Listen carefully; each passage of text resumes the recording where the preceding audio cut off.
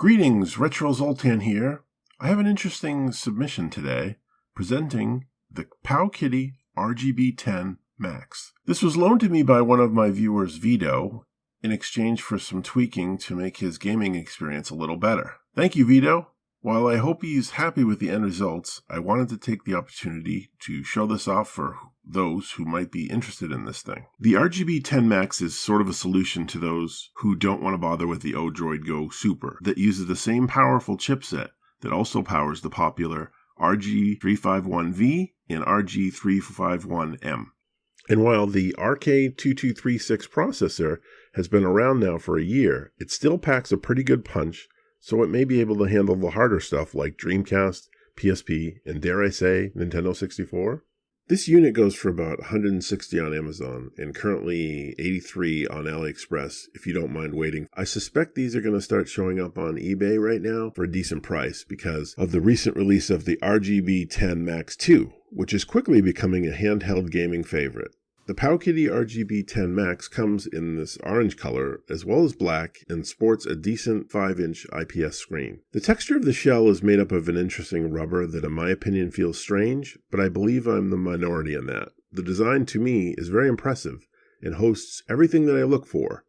2 analog sticks, a D-pad, A, B, X, Y buttons, triggers, volume control, USB-C, headphone jack, start and select, wireless switch, and even 2 other buttons that I never really used. The firmware chosen for this particular RGB10 Max is RetroOS 0.51, which is said to be able to handle the Dreamcast emulation the best. It works fairly easy on the RGB10 Max, and adding new games is just a matter of putting them in the right directories when popping out the SD and plugging it into your computer. Scraping for screenshots and videos for your game collection is a breeze, thanks to the built-in wireless unit. Gameplay on the RGB10 Max impressed me right from the start when I started looking at titles. As expected, some games are much slower than others, and some don't work at all, but I'm still very impressed with how much it can handle. I'm seeing more of this these days, and can only imagine how much better it's going to get for the next chipset. PlayStation feels flawless with most games. I'm really impressed and excited to have an alternative to my hacked PSP for once. Nintendo 64, of course, is very mixed. Certain games were impossible, like Pokemon Snap, but others, like F-Zero, plays better than I expected. One of my guilty pleasures is to see how wonky the intro to Banjo-Kazooie is in emulation, and the RGB10 Max does it almost entirely without issue.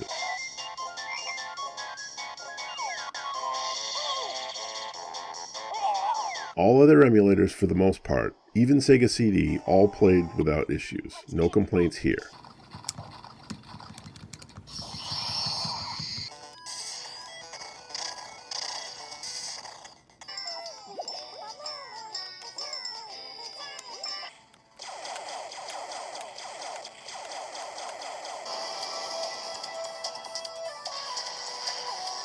Which of course leaves the Dreamcast, which to be honest is what this entire video is all about. So can the RGB10 Max play Dreamcast? Yes it can.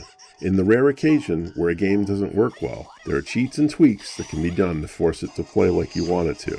It's not perfect, but it's the closest I've witnessed so far in a handheld. And if you're a Dreamcast nut, then this might be the unit you're looking for. The RGB10 is great, but it does have a few issues. The only bad thing I can say hardware-wise is that even though it has 2 speakers, it only has 1. So say goodbye to stereo sound unless if you plug in your headphones. Triggers and shoulder buttons are a bit hard to use, but they're there at least. I really found some games to be too dark, to which the screen is to blame, but can be helped slightly by the software. Even on its maximum setting, and maybe I did it wrong, I had a real hard time looking around in Nightmare Creatures. But I realize that's part of the game sometimes. I feel a bit late in the game to be talking about the RGB10 Max right now, at a time where the RGB Max 2 came out. But if you want a decently priced handheld that plays a ridiculous amount of game, now is the time to buy it. It can emulate almost any gaming system, and when you get to the tougher systems, I would say it does a better job than anyone else. And that's all I have to say about the Powkiddy RGB10 Max. Thanks for watching, thank you so much for your support, don't forget to subscribe, and see you next time, bye!